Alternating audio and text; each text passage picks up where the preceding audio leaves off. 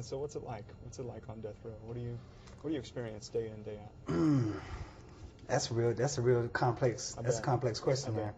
I don't know. You know, for me, it's, you know, I try to spend my time doing something positive. I mean, you know, it's like every second counts, every day counts. Mm-hmm. You know, I'm a little bit more serious than more of the other, you know, guys here, just due to the type of individual I am and how serious I've taken the situation. So most of the time, you know, I'm just trying to work on my case, reach out to people, you know, help these guys back here. A lot of these guys don't know how to get going, and don't, you know, a lot of them are lost and just confused and angry and things like this here. So, you know, I try to take a community approach to what I do, you know, and just work with these guys and just try to keep their mind focused on something positive, you know, something that's going to make a difference from day to day. So how do you do that? What do you do? Well, you know, the main thing is this, you know, most guys here want to live, you know, and so it's like, well, okay, you have to make a decision in life. What is it that you want to do? Do you want to spend your time listening to sports, goofing off, gambling, or do you want to do something that could have an effect on your case, you know, that could have an effect on your life? Because every moment counts. You know, you never know how the courts are going to rule. The courts are making rulings every day. And you never know when, if you were studying the law and you saw something that wasn't in your appeal and you tell your lawyer, well, hey, you know, put this in. And next thing you know, they put it in and you're getting a reversal. So it's just about putting positive things on their minds, keeping them focused on the things that matter. Because a lot of things at this point, it really doesn't matter anymore. You know, I know a lot of people from the outside, they look at us and think about the persons that we were 10 and 15 years ago. And don't get me wrong, there's a lot of individuals that are still those persons, you know, but a lot of the things that, you know, it could just be the music that we listen to. You know, a lot of those things, it's not relevant at this point. You know what I mean? Yeah, absolutely.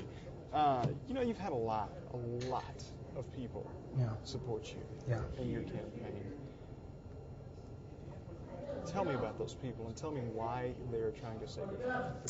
Well, it may look good now, but it hasn't always been easy, you know, because you're dealing with so many different people, diverse people, different beliefs. You know, you got your religious folks, you got your radical folks, you got your progressives, and you know, it's even surprised me because you got people that have been for the death penalty that have come forward and said, well, you know, something's not right here.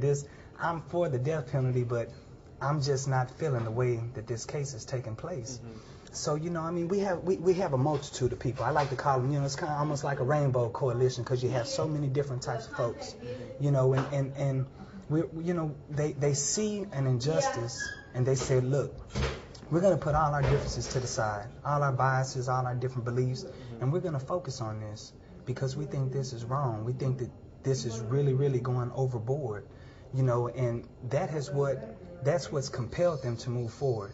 Now, I believe like this, and I work with a lot of anti-death penalty groups, and I tell them, you can't pick and choose, because don't get me wrong, you do have a lot of harsh cases here. And I mean, I can admit that myself. I'm around these guys. But I tell them, if you're going to be against the death penalty, you got to be against it all the time. You can't ride the fence. You can't, well, I'm for you, but I'm not for you. Either you are or you aren't. But there's more extreme cases, like my case. You know, there's other guys here with the Law Party cases that never killed anybody, and they see this like it's an extreme thing. And I think a lot of them feel like, you know, this is going to be something like a trophy for Texas, something that they could grab and say, well, this is how far we're pushing it. We're the baddest of the baddest, you know, the don't mess with Texas attitude. So the supporters have taken it personal. It's become personal to them. People that I don't even know, they're like, this is way overboard. This is way extreme, and we have to step up and stand down Texas on this because it's not right. So it's just been a universal belief. You know, they're all focused on the same thing, and it's been real great. Do you wake up thinking about the law of parties? Every day. I've been thinking about the law of parties for 11 years. I think about it all the time, and we still haven't figured out how they're doing it.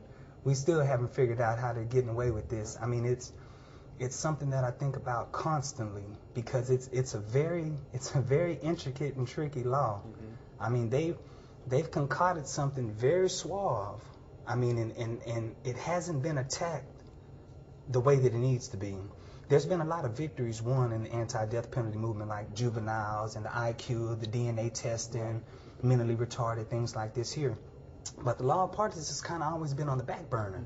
And that's upset me because I've reached out to groups over the years like, hey, y'all need to focus on this. Look at this. And a lot of times they didn't. They wouldn't.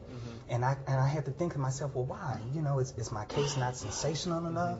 Is it not something that is just potent, you know, like something, you know, and I've never really understood it, but I've continuously pushed it. Look at this, get on it. Sure. You need to find out how many guys here are on death row that didn't kill anybody. How many are?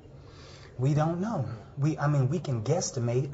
I've heard people say that they think maybe it's 100 or 150 or so persons here. This is just a guesstimation for law parties, but as far as non-trigger man, it would be hard to say. Sure. You know, because if you have 2 or 3 people on one case, sure, everybody can't be the trigger man. I mean, in most instances, you know.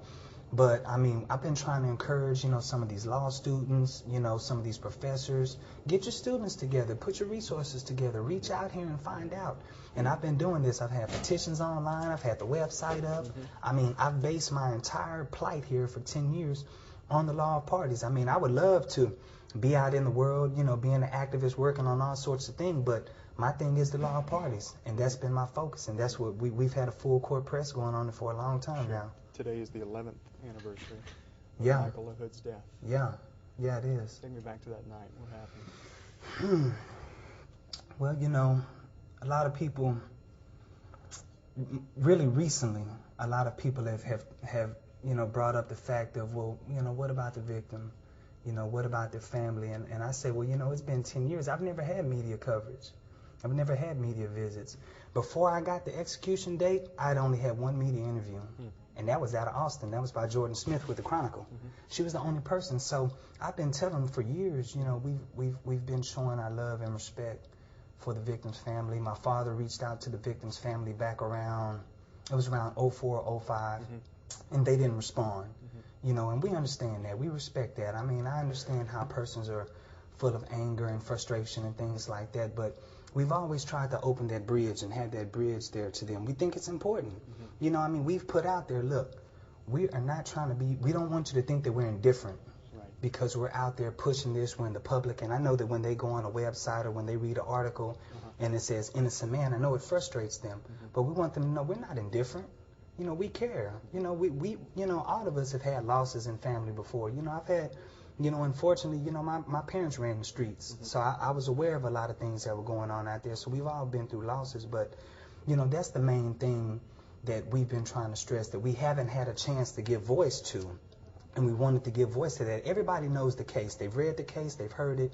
But I want them to see things that they're not seeing, you know, and to understand the things that maybe people out in the world didn't know was going on, you know.